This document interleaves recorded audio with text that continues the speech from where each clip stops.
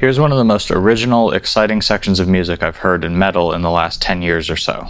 Valhaal by the genre-bending, transcendental black metal band Liturgy.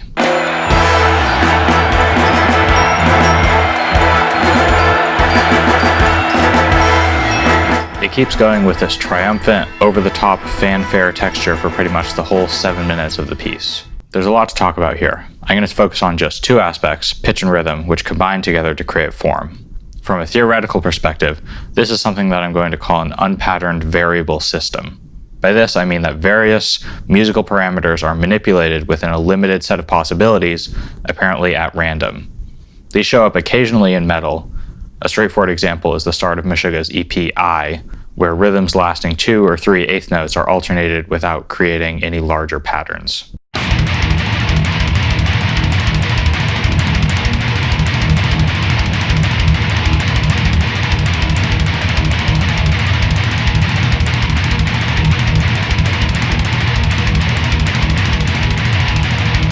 This is also something that Stravinsky did a lot. Here's a little bit of one of his unpatterned variable systems from the last dance of The Rite of Spring.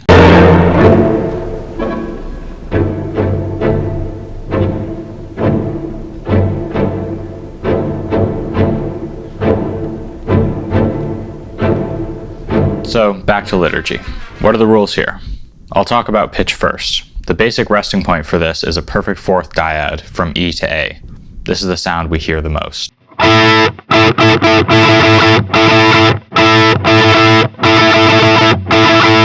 Throughout the first 3 minutes, both the upper and lower voices move around by step, changing the color of the sound.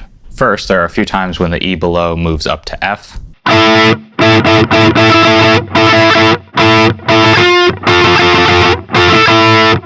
and a few times when the A above moves up to B.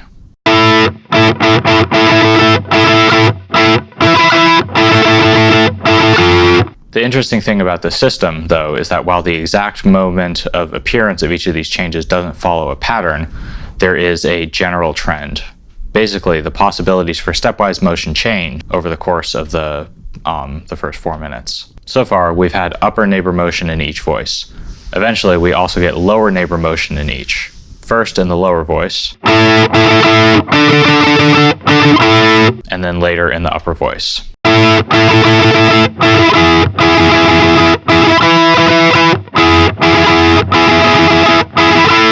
What's cool about these motions is how these small changes impact the sound. With just these upper and lower neighbor motions for the two voices, we get a whole range of harmonic intervals.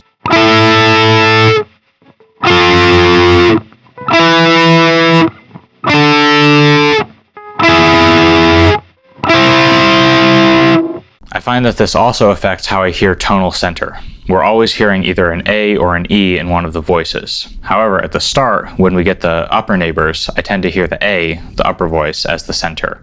The F definitely feels like a flat 6 to 5 neighbor motion, and the B feels like a 1 2 1 neighbor motion.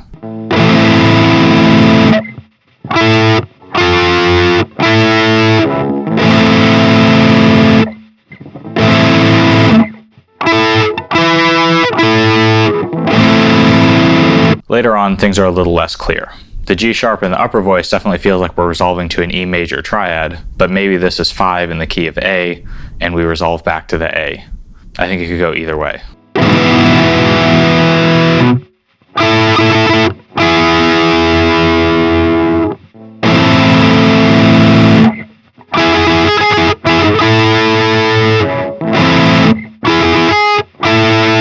Then it feels like we're more firmly in E when the upper voice relocates semi-permanently to B, and that B gets its own upper neighbor.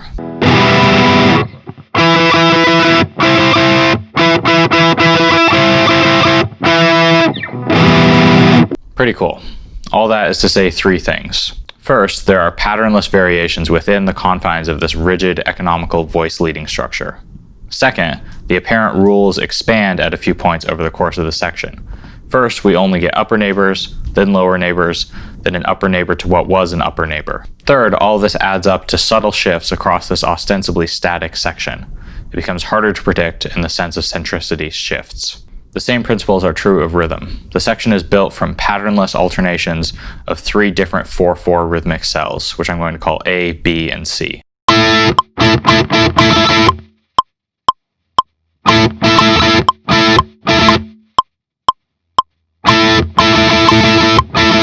The section starts with a whole bunch where they just go in order like this, A, B, C.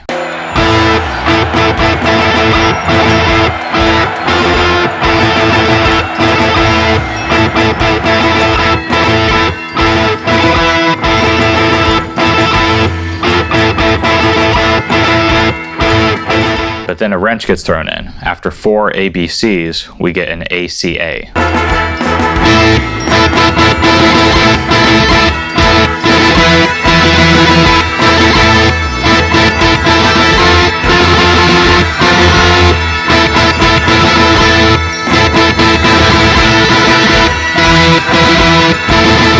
Then we get 5 more ABCs and another ACA, then only 2 ABCs, then an ABA, then another ABC, then CBC, then 3 more ABCs, then a BBB ABA, then 5 more ABCs, then ABABA, another ABC, then BCABC, ABC, and finally AAAD, which introduces a new rhythmic cell to round out the section. I go over it in this painstaking detail because we can see the same sort of rule expansion happening in rhythm as we did in pitch. First, it seems like we're just repeating ABC. Then we get our first ACA, which is the first time the A has gone straight to C instead of to B. And also the first time that we get 2 A's in a row because that ACA loops back to the ABC. So, okay, maybe we're gonna get 4 ABCs and then an ACA again, and that's the pattern, but not really. We get 5 ABCs and then another ACA, which is still kind of the same, but then we get ABAs for the first time, then CBC for the first time, then for the first time we get 3 of the same cell in a row, etc. We keep kind of establishing this space, this rule-bounded space in which we can have this random variation, but those rules themselves keep expanding. If we're subconsciously monitoring what's possible, we have to be constantly expanding our sense of the rules. Here's the whole thing following along with these ideas.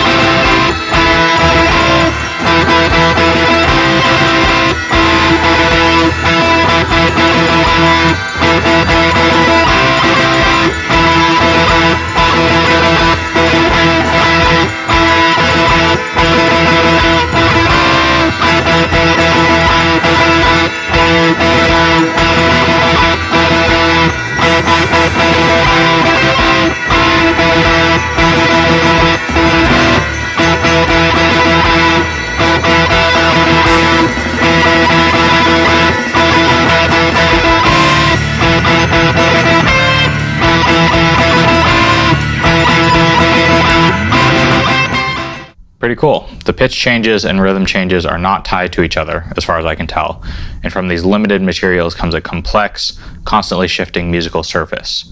And within this apparent chaos is a general trajectory towards less predictability. Thanks for watching. See ya.